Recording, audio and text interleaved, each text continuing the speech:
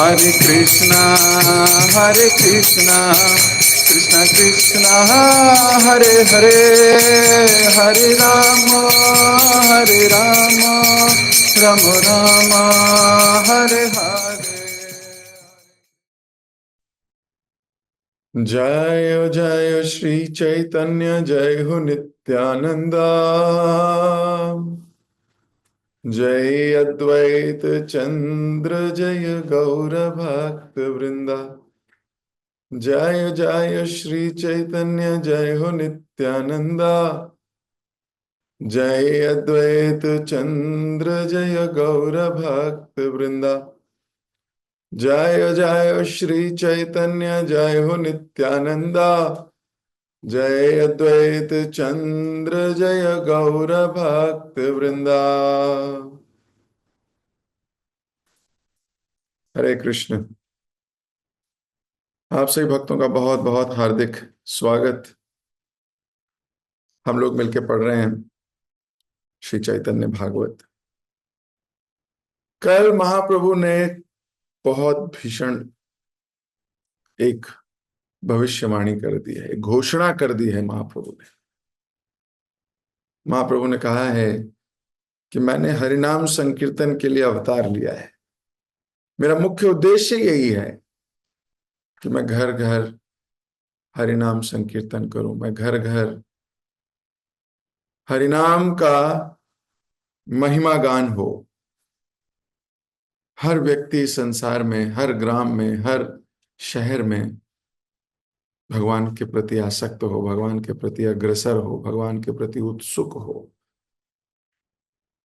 मैं घोषणा करता हूं, ऐसा महाप्रभु बोल रहे थे, कि मैं तुम सबके समक्ष घोषणा करता हूं कि प्रत्येक नगर में, प्रत्येक गांव में मेरे नाम का प्रचार हो, गौरांग महाप्रभु के नाम का प्रचार हो। अब ये महाप्रभु ने कर दी घोषणा। अब स्वामी का काम है घोषणा करना, आज्ञा देना। सेवक का काम है उसको करके दिखाना। सेवक का काम है स्वामी की इच्छा को जान के उसको पालन करने के लिए, उसको अंजाम तक पहुंचाने के लिए मेहनत करना, तपस्या करना, ऑस्टेरिटी करना।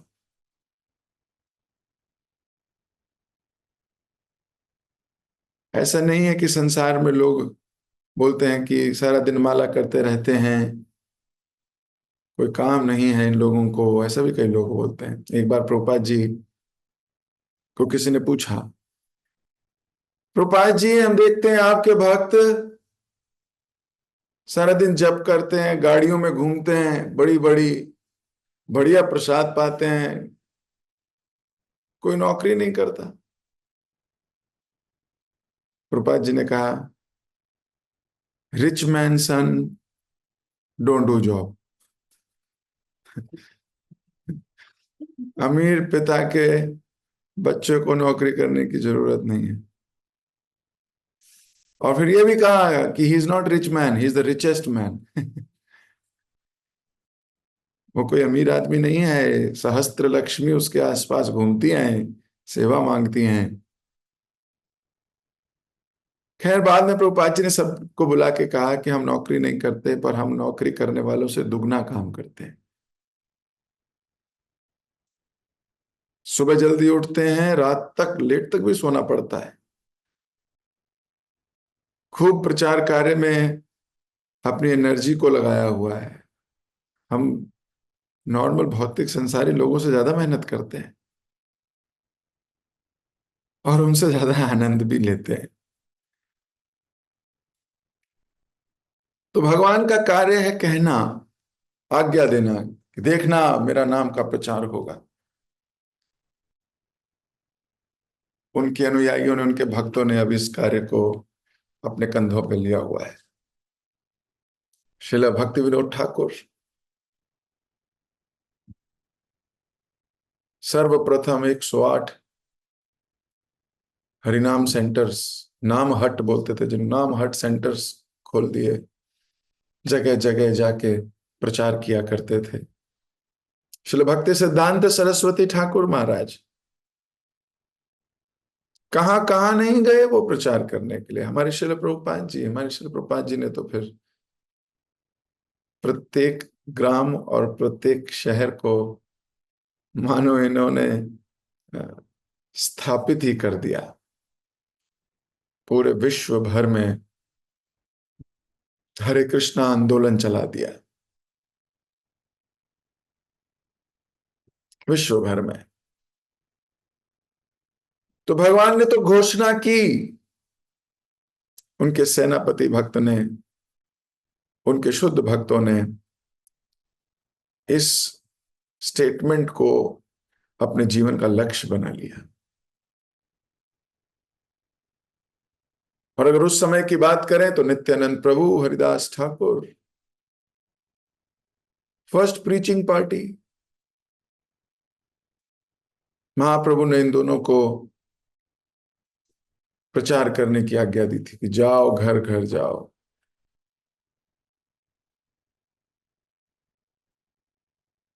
तो ये जो मिशन है, ये महाप्रभु की आज्ञा का पालन करने का मिशन है। इसको हम बोल देते हैं कि प्रीचिंग मूवमेंट है,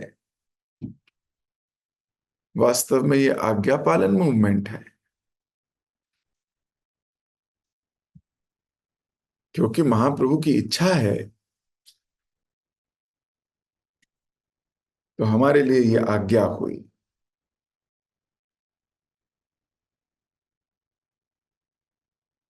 तो भक्त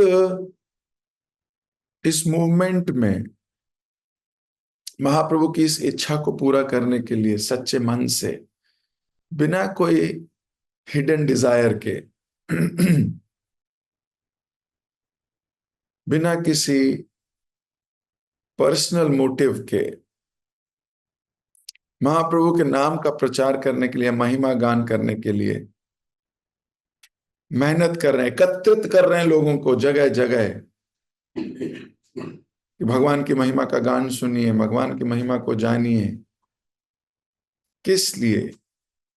ताकि भगवान ने जो आदेश दिया है, भगवान की जो आज्ञा है, भगवान की जो इच्छा है, भगवान ने जो घोषणा की है, वो हम कुछ पूरा कर सके। सर्वत्र प्रचार हो होई वो मोरा नाम, ऐसे महाप्रभु ने कह दिया। अब ये हम सबकी जिम्मेदारी बनती है। हर वो भक्त जो दूसरों को कृष्णा कॉन्शियसनेस में जोड़ने का प्रयास कर रहा है, इस बात को पूरी करने के लिए योगदान दे रहा है, महाप्रभु का पार्षद ही है।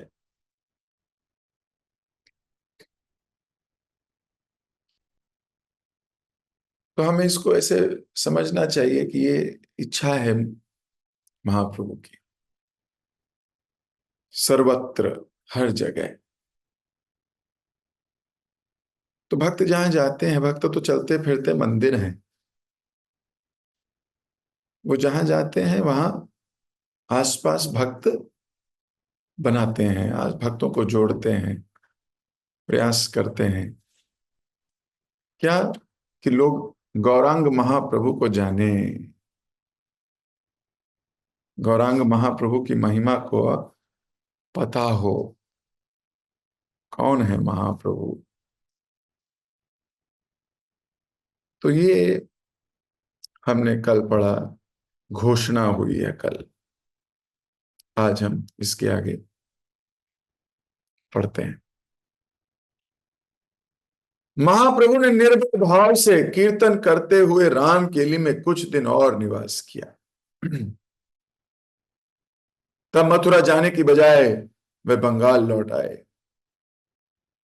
गंगा तट से होकर वे नाचते गाते हुए अद्वैत आचार्य के घर शांतिपुर पहुंचे।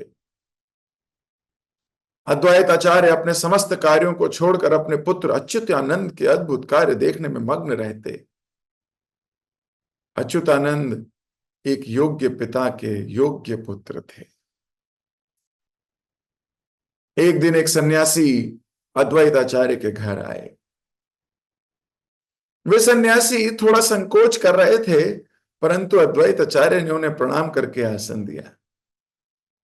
तत्पश्चात उन्होंने पूछा, महाराज, मैं किस प्रकार आपकी सेवा कर सकता हूं? सन्यासी ने कहा, मेरे मन में कुछ प्रश्न हैं, चाहता हूं कि आप उनका समाधान करें।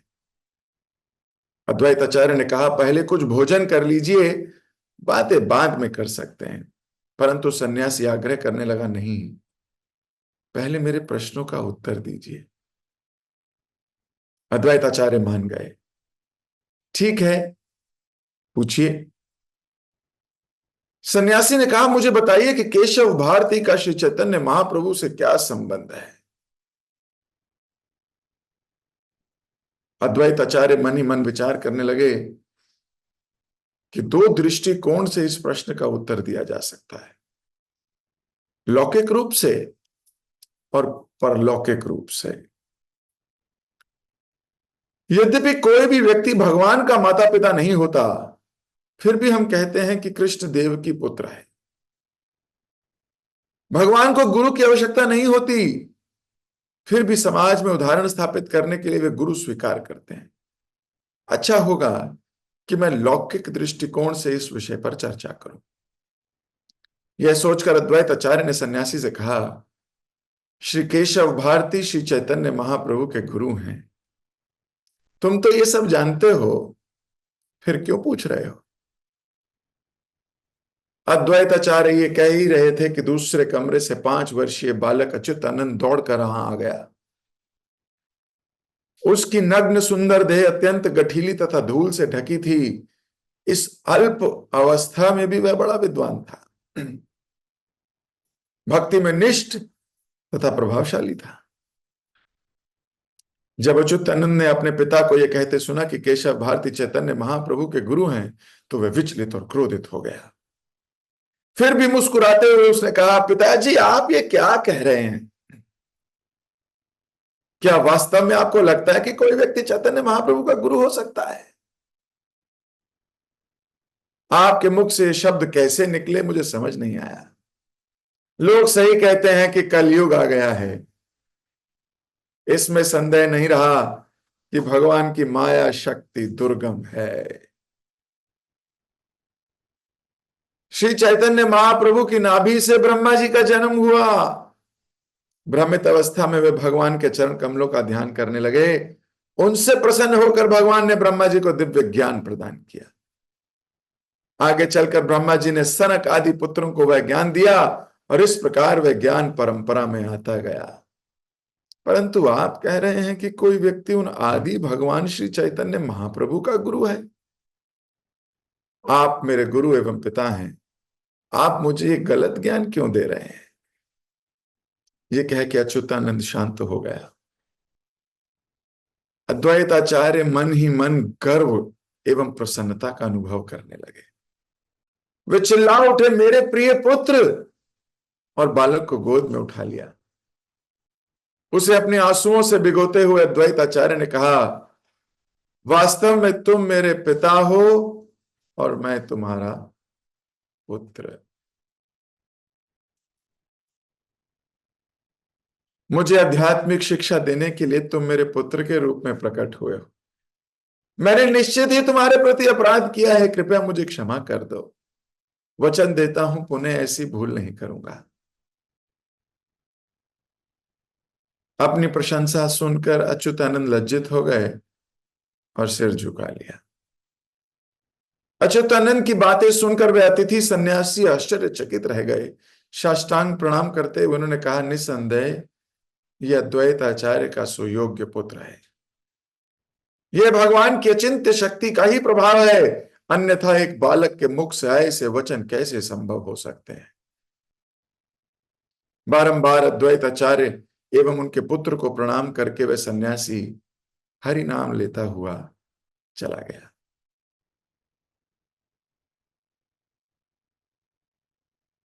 तो ये घटना घटी। ये सन्यासी आए हैं प्रश्न पूछने। अद्वैत आचार्य अतिथि की मर्यादा नहीं भूलते।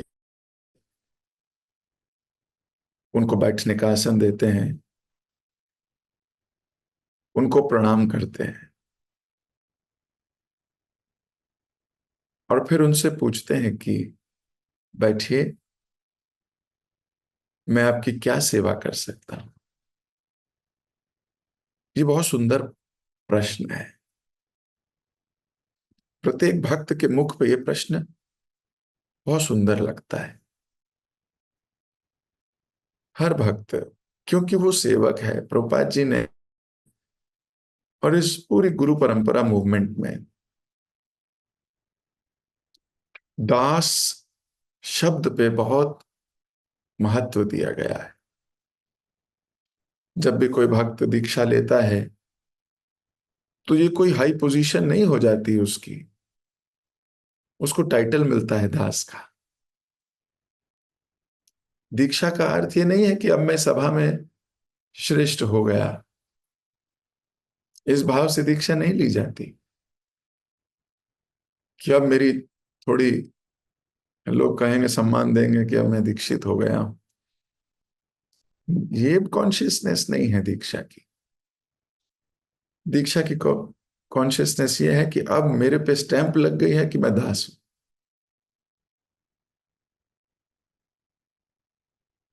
और दास का कार्य क्या है? सेवा मांगना। यही दास का काम है। भक्तों के मुख पर ये बात होनी चाहिए, मैं क्या सेवा कर सकता हूं। हम पूछते नहीं क्योंकि सेवा मिल ही जाएगी। मिल जाएगी तो कर नहीं पाएंगे। क्यों? क्योंकि अपनी जिंदगी की बहुत सी योजनाएं बनाई हुई हैं और फिर टालम टोल करते हैं।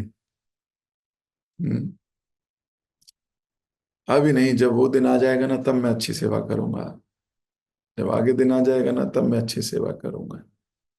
ये भाव भी आना ही चाहिए कि वो दिन कब आएगा जब मैं शुद्धता से, तीव्रता से, गंभीरता से सेवा करूंगा।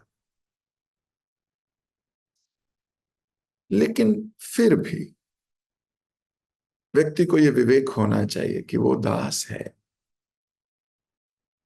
दास का टाइटल लेके हम माया के दास नहीं बन सकते। हमने कृष्ण का दास होने का टाइटल लिया है। गुरुजनों की आज्ञा पालन करना, भगवान की इस मूवमेंट में आगे बढ़ने का प्रयास करना, ये हमारा उद्देश्य है।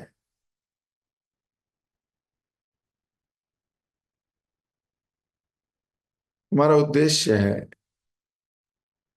We should be the cause of happiness of guru parampara. अब हमें ये नौकरी दे दी गई है।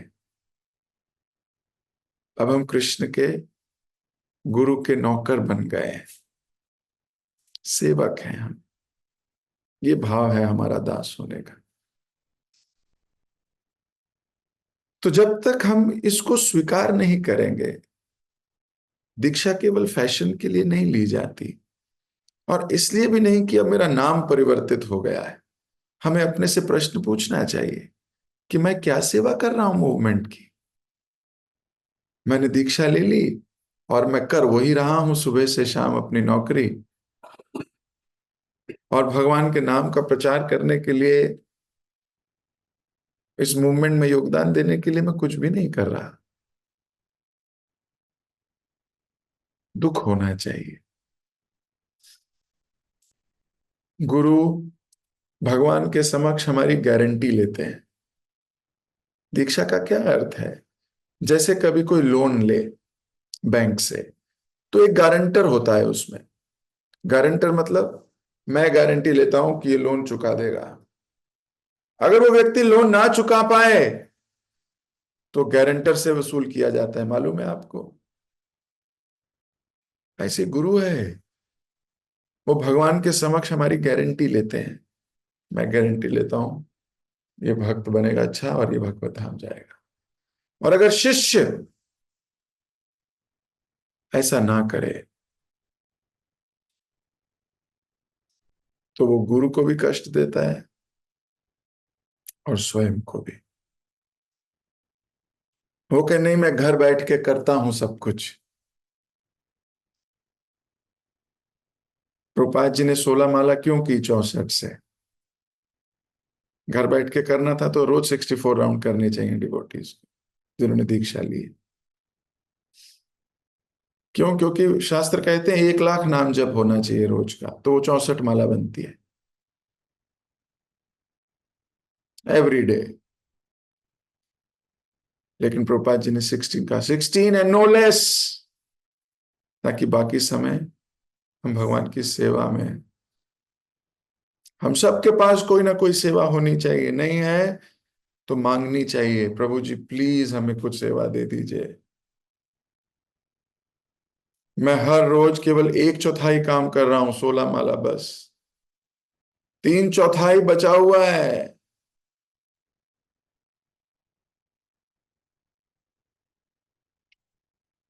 इतना हमारी कॉन्शियसनेस होनी चाहिए। तो अद्वैत आचार्य दास के भाव में रहते हैं हर वक्त। वो अतिथि को आया देख, सन्यासी को आया देख, बोल रहे हैं कि मैं आपकी क्या सेवा कर सकता हूं। सेवा करने से पहले पूछना चाहिए कि क्या, कौन सी सेवा आप चाहते हैं मैं करूं। अपने मन से सेवा नहीं होती, वो सेवा नहीं है। हर वो व्यक्ति जो अपने मन से कर रहा है वो सेवा नहीं है, वो अपनी इंद्र तृप्ति कर रहा है। पूछना चाहिए मैं क्या सेवा कर सकता हूं। अद्वैत आचार्य पूछ रहे हैं, तो बोल रहे हैं मैं तो आया हूं कुछ प्रश्नों का जवाब लेने। क्योंकि भिन्न भिन्न प्रकार की सेवा है, कई बार ज्ञान देना सेवा है। गुरु भी सेवक होता है, उसकी सेवा है कि वो अपने शिष्यों को ज्ञान दे, यही सेवा है उसकी। सदमार्ग का मार्ग दिखाए, कृष्ण के प्रति प्रेम करने की योजनाएं बनाए, भक्तों के प्रति प्रेम करने की योजनाएं बनाए। ये गुरु की सेवा है, ही सर्विंग। हमारी सेवा है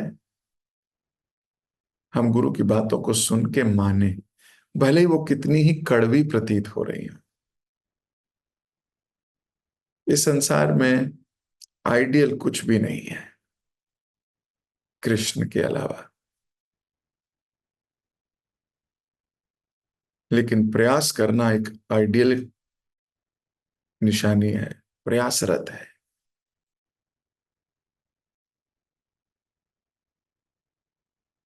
तो अतिथि या सन्यासी के समक्ष हाथ जोड़ के पूछ रहे हैं क्या सेवा कर सकता हूं। वो बोल रहे हैं मुझे आपकी ये सेवा चाहिए कि मेरे कुछ प्रश्न हैं उसके उत्तर दीजिए।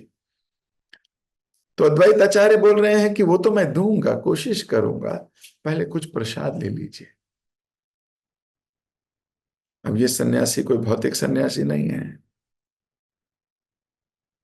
ये बोल रहे हैं व्यक्ति को जिस चीज की भूख होती है उसको वही लेना चाहिए। अभी तो मेरे को जिज्ञासा की भूख है, अभी तो मेरे प्रश्न ही और आपके उत्तर ही प्रसाद है।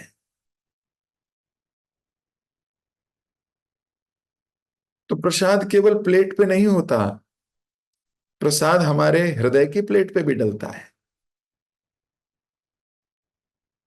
प्रसाद सिर्फ वही नहीं है जो प्लेट में सर्व किया जाए।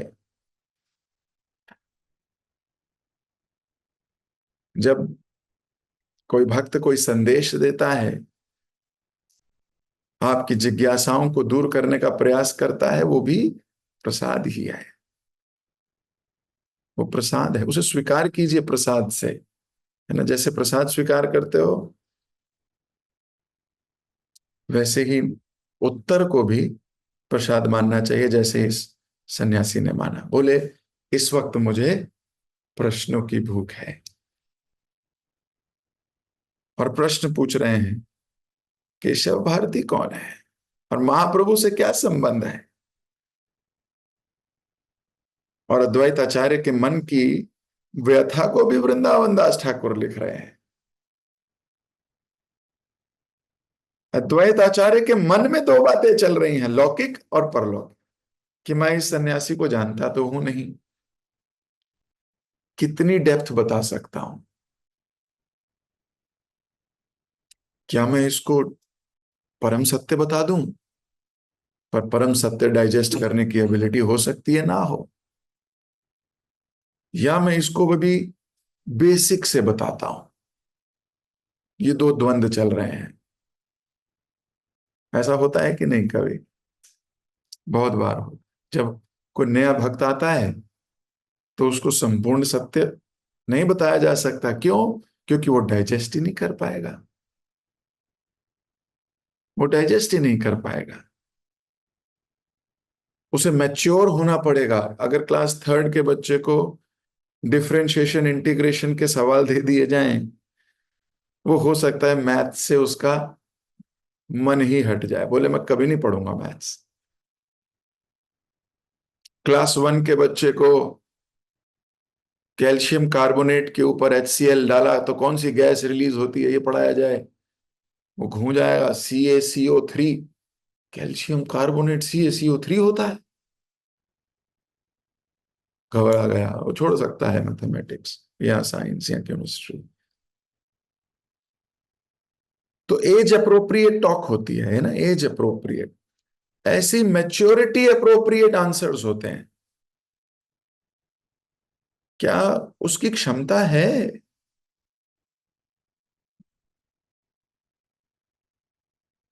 कनिष्ठ अधिकारी भगवान की सेवा, भगवान की सेवा, भगवान के, वो कनिष्ठ अधिकारी होता है, मालूम है ना आपको। मध्यम अधिकारी तक पहुंचता है तो भक्त की सेवा। तो व्यक्ति सोचता है कृष्ण की सेवा करनी चाहिए, हम इनकी सेवा क्यों कर रहे हैं? ये कनिष्ठ अधिकारी है। और अगर कोई बोले मुझे हमें भक्त की सेवा करनी है, भक्त को प्रसन्न करना है, ये मध्यम अधिकारी है। लेकिन अगर ये बात आप किसी कनिष्ठ अधिकारी को बोलोगे, वो डाइजेस्ट ही नहीं कर सकेगा। वो कहेगा हम तो कृष्ण के लिए जुड़े थे ना यहाँ, हम तो कृष्ण के लिए जुड़े थे, ये इनकी सेवा क्यों करनी है, ये गुरु की सेवा क्यों करनी है? ये कनिष्ठ अधिकारी का ये सवाल होगा और वो डाउट करेगा। आप उसको मध्यम अधिकारी की बातें बता ही नहीं सकते अभी। उत्तम अधिकारी की बात हो ही नहीं सकती, उसकी स्टेज नहीं है, वो डाइजेस्ट नहीं कर सकता। इसलिए अद्वैत आचार्य अभी महान प्रीचर हैं, पहले पूरे नवद्वीप के सबसे पहले भक्त हैं। पूरी कांग्रेगेशन जोड़ी है। तो ऐसा नहीं है उन्हें पता नहीं क्या बोलना है। तो क्या कर रहे हैं अभी? विचार, अपने मन में विचार कर रहे हैं कि क्या बोलूं। नौसिखिया लगता नहीं सन्यासी है। सन्यासी है तो कुछ तो योग्यता होगी, लेकिन कौन से धर्म का सन्यासी, कौन से विंग का सन्यासी है, एक दंडी त्रिदंडी, क्या इसको समझ में आएगा? ऐसा विचार कर रहे हैं। लेकिन कृष्ण की लीला कृष्ण ही जाने। अच्युतानंद को भेज दिया। भगवान ने कहा, भगवान ने सोचा अद्वैत आचार्य तो दिमाग लगाते रह जाएंगे, शिक्षा दे जाता हूं। और कौन दे रहा है शिक्षा? एक छोटा सा बालक। वो बालक जिसको कपड़े पहनने भी नहीं आते, पूरा नंगा है। आप देखिए, बच्चे जब बहुत छोटे होते हैं तो उनको नग्नता की परिभाषा नहीं पता होती। वो पूर्ण नंगे घूमते हैं, शर्म भी नहीं आती उनको। सच्ची बात है। धीरे धीरे जैसे व्यक्ति बड़ा होता है अपने अंगों को ढकने लगता है, समझ आ जाती है उसको। तो अच्युतानंद कौन सी स्टेज में है अभी? ये भी समझ नहीं है कि कपड़े पहनने चाहिए कि नहीं। इतना भी नहीं पता कि कपड़े पहनने चाहिए, ऐसे ही घूमते हुए। लेकिन आप देखिए कितनी गंभीरता से, कितनी समझदारी की बात कर रहे हैं। वो लौकिक है ही नहीं, परलौकिक ही है। प्रचारक को दिमाग लगाना पड़ता है, शुद्ध भक्त को नहीं।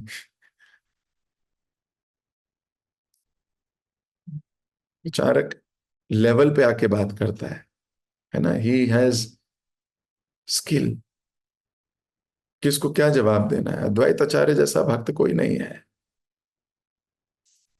पर अच्युतानंद उचित मौका, कोई बुरा भी नहीं मानता। प्रभुपाद जी बोलते थे, बूढ़ों का और बच्चों को बहुत सीरियसली नहीं लिया जाता।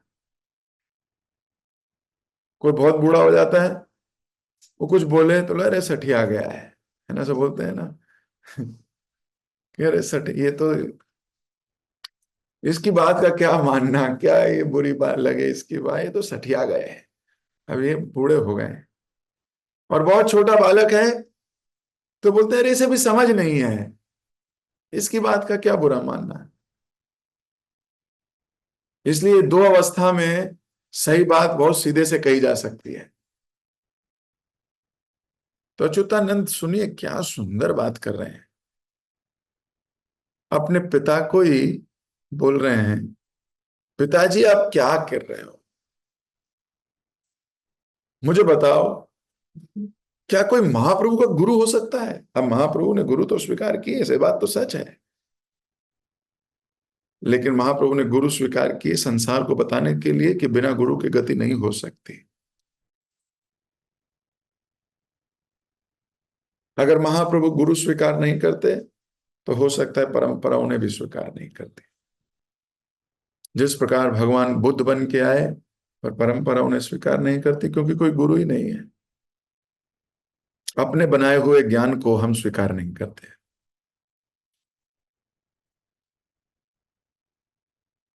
लेकिन यद यद आचार्यति श्रेष्ठ तत्तदेव तराजनः से यद परमानम कुरुते लोकस्तत्र अनुवर्तते। भगवद गीता 3 अध्याय 21वां श्लोक। जैसे जैसे श्रेष्ठ लोग आचरण करते हैं वैसे वैसे जन सामान्य लोग उसका अनुगमन करते हैं। भगवान से श्रेष्ठ कौन होगा। और भगवान को पता है जैसा मैं करूंगा लोग वैसा ही करेंगे। इसलिए भगवान ने गुरु के अंडर रह के शिक्षा स्वीकार की, चाहे वो संदीपनी मुनि रहे हो और चाहे केशव भारती। लेकिन ये बच्चा, जो कि बच्चा प्रतीत हो रहा है, वास्तव में शुद्ध भक्त है और पिता को डांट रहा है, पिताजी आप क्या कह रहे हो, आपके मुख से ये शब्द निकले कैसे। अद्वैताचार्य ने क्या गलत कहा, यही तो बोला कि वो उनके गुरु हैं, तो सच्ची बात है, गुरु हैं ही। लेकिन ये बालक कह रहा है स, सही कहते हैं लोग, कलयुग आ गया है। अपने पिता की बात तो बोल रहा है, सच कहते हैं लोग, कलयुग आ गया है। अरे चैतन्य महाप्रभु की नाभि से ही ब्रह्मा जी प्रकट हुए हैं, वो ही पूर्ण पुरुषोत्तम भगवान कृष्ण हैं।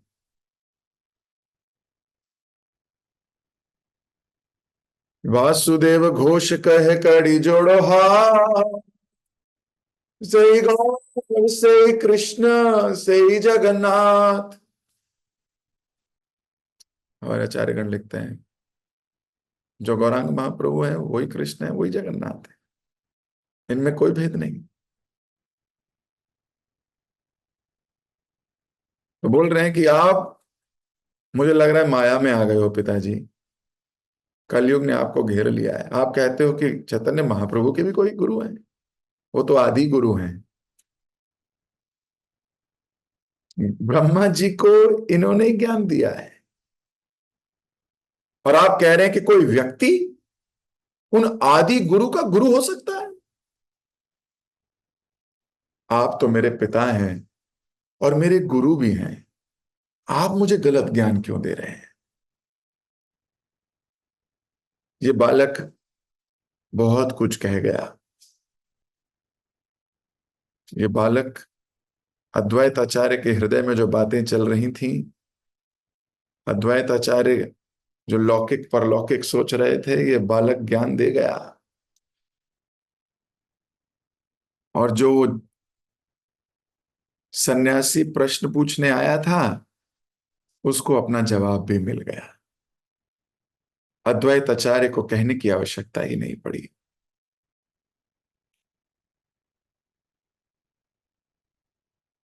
जो अद्वैत आचार्य कहना चाहते थे, सोच रहे थे कैसे कहें, ये समझेगा कि नहीं, ये बालक समझा गया। और अद्वैत आचार्य देखिए कितनी सुंदर बात कह रहे हैं। अद्वैत आचार्य अंदर ही अंदर खुश हो गई, मेरा बेटा है। गोद में ले लिया उसको, आंसुओं से भिगो रहे हैं और बोल रहे हैं, वास्तव में तुम मेरे पिता हो और मैं तुम्हारा पुत्र। धन्य हो तुम मुझे शिक्षा देने के लिए प्रकट हुए। और पिता कह रहा है, मुझे क्षमा कर दो बेटा, मैं कभी दोबारा ऐसी भूल नहीं करूंगा। क्या बात है। अहंकार तो शून्य है। और प्रशंसा हो रही है उस बालक की, वो भी लज्जा आ रही है उसको, सर झुका के बैठा है।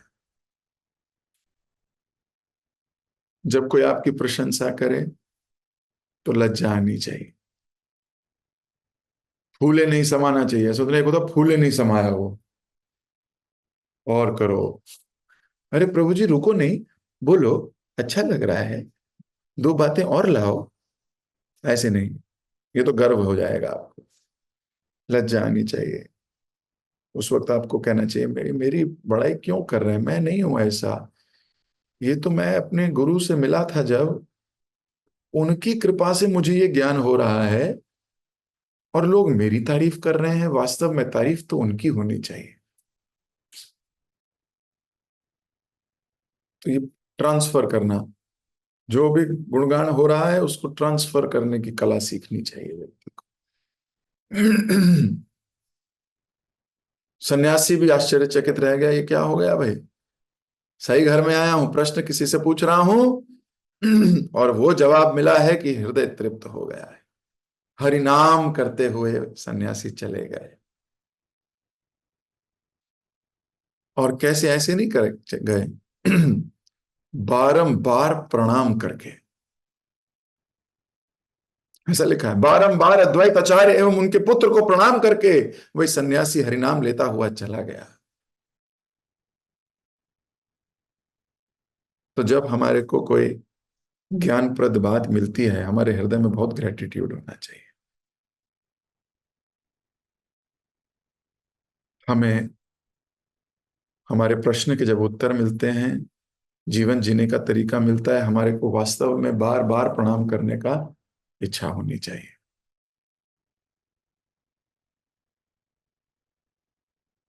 तो अभी समय हो गया, अपनी वाणी को यहीं दे रहा हूं विराम।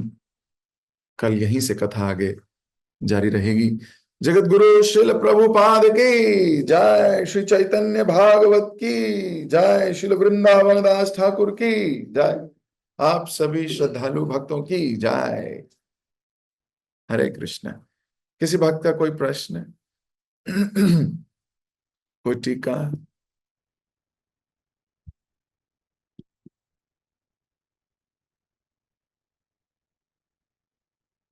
पावनी माता जी। Hi, Krishna Prabhuji, Dhanvat Pranam. Hare. Thank you so much, Prabhuji, for such a nice lecture. प्रभुजी मेरा क्वेश्चन था, जैसे आपने बताया कनिष्ठधिकारी पे भगवान की सेवा, उन्हें लगता है कि सिर्फ भगवान की सेवा करनी चाहिए, तो नीचे वाला लेवल होता है। फिर मध्यम अधिकारी, तो फिर वैष्णव सेवा, और उत्तम अधिकारी का क्या होता है? उत्तम अधिकारी सबको भगवान की सेवा करने के लिए प्रेरित करते हैं। इसके भी तीन उत्तर हैं। श्रीमद् भागवतम में इसको बहुत डिटेल में नारद जी बताते हैं, और हमारे आचार्यों ने भी इसके बारे में बहुत बहुत चीजें हमें प्रदान की हैं। हमें ये सोचना चाहिए, एक लेवल का आंसर इसका, इसके कई लेवल के आंसर्स हैं। लेकिन अब ये सोचिए, कनिष्ठ अधिकारी वो है जो कृष्ण नाम लेता है ना, एक बार भी जिसने कृष्ण नाम लिया। मध्यम अधिकारी है जो निरंतर नाम लेता है। उत्तम अधिकारी है जिसकी वजह से सब नाम लेते हैं, है ना, जो प्रेरणा देता है, जिसको देख के कृष्ण की याद आए, जिसको देखते ही कृष्ण का स्मरण होने लगता है। ये एक लेवल का जवाब हो सकता है। हालांकि और भी इसके कई लेवल हैं। एक ऐसे सोचा जा सकता है कनिष्ठ अधिकारी जो केवल कृष्ण, मैं और कृष्ण, मैं और मेरे भगवान, मैं और मेरे भगवान, बस। मध्यम अधिकारी कहता है नहीं, मैं, भगवान, और उसके बीच में माध्यम है वैष्णव, गुरु। समस्त वैष्णव जो मेरी सहायता भी कर रहे हैं, तो वो वैष्णव को देखने लगता है। समझ में आ रहा है? तो एक लेवल ये है। तो उत्तम अधिकारी वो है जिसको देखते ही, है ना, कृष्ण कॉन्शियसनेस, कृष्ण का स्मरण हो जाए। वो हर एक युक्त भक्तांश नियुंजतोपि, है ना, सबको जोड़कर भगवान की सेवा करने के लिए अग्रसर करते हैं ना। ठीक है, अभी इस लेवल तक का जवाब लेते हैं, हालांकि इसके कई और लेवल भी हैं। क्लियर है? समझ में आ गया तो है? प्रभु जब हमें ये उत्तम अधिकारी तो गुरुजन वाला स्टेज हो गया, तो हम बेस्ट अपना मध्यम अधिकारी बनने का प्रयास। प्रभुपाद जी ने कहा कि एटलीस्ट मध्यम अधिकारी सबको बनना है। Hmm. At least we should not be a कनिष्ठ अधिकारी for ever, but it will start from कनिष्ठ अधिकारी। स्टेजेस हैं, लेकिन हमें कनिष्ठ की स्टेज पर ही नहीं रहना है।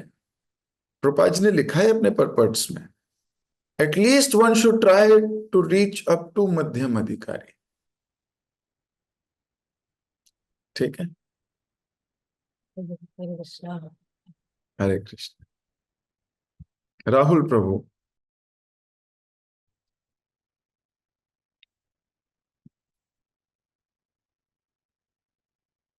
हरे कृष्णा प्रभु जी, दंडवत प्रणाम। धन्यवाद, प्रणाम प्रभु जी। प्रभु जी, ये मेरा सवाल एकादशी से है कि एकादशी पे हमें कितनी माला करनी चाहिए? ओके, देखो वैसे तो जितना हरि नाम लोगे उतना अच्छा, संख्या कितनी भी अच्छी, क्योंकि एकादशी वो दिन है जिसमें सेल है, सेल लगी है, एक के साथ 100 फ्री। ये अलौकिक सेल है। आप एक माला करते हो, 100 माला का फल मिलता है। लेकिन प्रभुपाद जी ने हम सबको ये राय दी कि on Ekadashi at least 25 rounds, minimum 25 माला हमको करनी चाहिए। यानी कि कोशिश करना चाहिए कि अपने शरीर की बाकी आवश्यकताओं को कम करके उस दिन हम ज्यादा से ज्यादा भगवान का नाम लें। तो मिनिमम 25 माला कीजिए। जब भक्त दीक्षा लेते हैं तो गुरु महाराज के समक्ष, अग्नि के समक्ष और समस्त वैष्णवों के समक्ष ये प्रतिज्ञा लेते हैं कि हम स्पेशल डेज यानी एकादशी पे 25 माला का जप करेंगे। तो ये भक्त को विचार करना चाहिए कि मैं, एकादशी हो या कोई स्पेशल डे हो, जन्माष्टमी है, कोई स्पेशल डे है, उस दिन हम 25 राउंड्स, है ना, जप करते हैं। पर ये मिनिमम है। ठीक है, इसको ये मत सोचिएगा कि अब 25 हो, बोल दिया यस 25 करूं। समय है, परिस्थिति है, हृदय है, यथाशक्ति यथा भक्ति प्रयास करना चाहिए कि इससे ज्यादा भी की जा सकती है। लेकिन हम जो नए भक्त हैं, कई बार उनको ये नहीं कहते, वो एक माला करता है उसको बोले अब एकादशी पे 25 करनी है तेरे को। ना ना, धीरे धीरे व्यक्ति को स्थिरता लानी है। उसको बोलो आप 4 माला कीजिए, अभी जो 4 करता है उसको 8, जो वो करता है उससे ज्यादा करे। लाभ हो किसका होगा? उसी का लाभ होना है। तो जो भक्त है वो ये प्रयास करता है कि हर व्यक्ति की स्टेज को देखता हुआ उसको आज्ञा दी जाए। मैंने ये 25 माला का जो नियम बताया है, ये दीक्षित भक्तों के लिए तो अनिवार्य है। और जो दीक्षा लेना चाहते हैं, जो दीक्षा की प्रोसेस में है, उनके लिए ये प्रैक्टिस जोन, उनको भी करना चाहिए, और बाकियों की योग्यता के अनुसार, उनकी अपनी स्थिरता के अनुसार उनको राय दी जाती है। जैसे जो स्टूडेंट्स हैं, पढ़ रहे हैं, हम उनको ये राय नहीं देते अभी। हम उनको बोलते हैं आप जो कर रहे हो उससे 2 माला और एक्स्ट्रा कीजिए। और अगर फिर भी समय है, कोई कहता नहीं मैं करना चाहता हूं, तो बहुत अच्छी बात है। ठीक है राहुल प्रभु, तो इसका कोई एक जवाब नहीं है, लेकिन दीक्षित भक्तों के लिए एक जवाब है, यहाँ दीक्षा परायण भक्तों के लिए एक ही जवाब है। ठीक है प्रभु जी, हरे कृष्णा। थैंक यू प्रभु जी। हरे कृष्ण। तो आप दीजिए मुझे आज्ञा, आप सबसे मुकालात होगी कल, है मुकालात है या मुलाकात? एक्चुअली शास्त्र भी मुकालात ही है कि नहीं? प्रभुपाद जी बोलते थे हर क्लास एक बॉक्सिंग मैच जैसा होना चाहिए, जिसमें आपको घूसे नहीं पड़े, तो फिर समझो कुछ नहीं सीखा। तो मैं आपसे मुलाकात या मुकालात करूंगा, कल सुबह फिर मिलूंगा। हरे कृष्ण। कृष्ण प्रभु जी, दंडवत प्रणाम। Thank you so much Prabhu जी, बहुत ही सुंदर क्लास के लिए।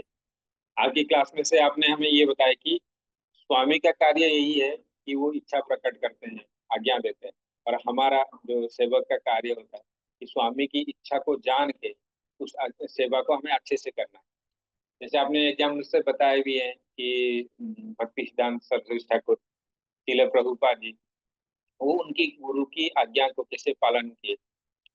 तो ये जो मूवमेंट है वो आज्ञा पालन का मूवमेंट है। महाप्रभु का यही इच्छा है, यही आज्ञा है, तो हमें भी प्रयास करना चाहिए। तो ये महाप्रभु की जो मूवमेंट है, अच्छे से उनका नाम का प्रचार हो। और आपने हमें ये बताया जब हमारा दीक्षा होता है, दीक्षा मिलता है, तो हमें एक दास का टाइटल मिलता है। तो दास का कार्य यही होता है कि सेवा मांगना और उस सेवा को अच्छे से करना। हमें कृष्ण का दास जो बनने का टाइटल मिल रहा है, हमें कृष्ण का ही दास बनना है, ना कि हमें माया का दास बनना। तो दीक्षा केवल नाम चेंज होता है ये नहीं होता है, नाम परिवर्तन का नहीं होता है। दीक्षा का मतलब भी आपने बताया कि गुरु हमारे गारंटर बनते हैं। जैसे कोई बैंक से लोन लेता है तो उसका कोई गारंटर होता है कि कोई अगर कुछ गड़बड़ हुआ वो संभाल लेंगे, वैसे ही यहाँ पे गुरु हमारे गारंटर बनते हैं। तो हमें पूरा प्रयास करना चाहिए कि हमारे जो कॉन्शियसनेस होता है पूरा दास वाला हो। और गुरु का सेवा है कि शिष्य को ज्ञान देना, कृष्ण के बारे में बताना। और हमारा जो हमारा यही सेवा है कि हम उस आज्ञा को अच्छे से पालन करना। आपने प्रसाद के बारे में बताया, प्रसाद वो नहीं है सिर्फ जो प्लेट में दिया जाता है, प्रसाद वो भी है जो हम प्रश्न पूछते हैं उसके बदले में जो आंसर आता है उसको भी हमें प्रसाद के आकार में ग्रहण करना चाहिए। और आपने हमें कनिष्ठ अधिकारी, मध्यम अधिकारी, उत्तम अधिकारी के बारे में बताया। जो कनिष्ठ अधिकारी होते हैं वो कृष्ण के सेवा करते हैं, कृष्ण और वो दोनों की होता है। और जब वो मध्यम अधिकारी होते हैं वो भगवान की भक्तों की सेवा करते हैं। और जो उत्तम अधिकारी होते हैं, आपने ये बताया है कि जब हम उनको देखते हैं हमें कृष्ण याद आ जाए, तो ये उत्तम अधिकारी की स्टेज आपने बताया। और लास्ट में आपने बताया कि जैसे जैसे कोई श्रेष्ठ लोग आचरण करते हैं, जन सामान्य उनको फॉलो करते हैं। तो यहाँ पे महाप्रभु हमें उनके आचरण से भी सिखा रहे हैं कि कैसे उन्होंने दीक्षा गुरु को ग्रहण किया। क्योंकि उनको वो तो आदि गुरु हैं, उनको तो कोई गुरु की आवश्यकता है नहीं, पर वो हमें सिखाने के लिए, गुरु परंपरा जारी रखने के लिए उन्होंने हमें शिक्षा दिया। Thank you so much Prabhu जी। सभी भक्तों को भी धन्यवाद इतना प्रेम पूर्वक श्रवण करने के लिए। हम प्रभु जी का धन्यवाद करेंगे एक बार। Hare Krishna Maharaj. Hare Krishna Krishna Krishna Hare Hare, Hare Ram Ram Ram. Thank you so much Prabhu जी।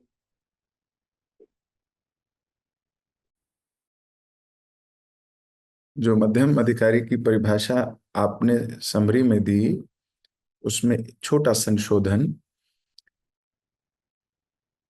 मध्यम अधिकारी वो है जो ट्रांसपेरेंट वाया मीडियम है, यानी कि एक व्यक्ति जो ये सोचता है मैं और कृष्ण और बीच में कोई नहीं, ये हुआ कनिष्ठ। मध्यम हुआ मैं और कृष्ण और उसके बीच में वैष्णव, ट्रांसपेरेंट मीडियम। पारदर्शी मीडियम, वैष्णवों के माध्यम से कृष्ण को जो सेवा करता है वो मध्यम अधिकारी। ठीक है, वैष्णवों के माध्यम से सेवा तो कृष्ण की ही होगी। तो गुरु की सेवा भी कृष्ण की सेवा है, वो प्रतिनिधि हैं, और वो भी क्या सेवा देंगे, वो कृष्ण की सेवा देंगे।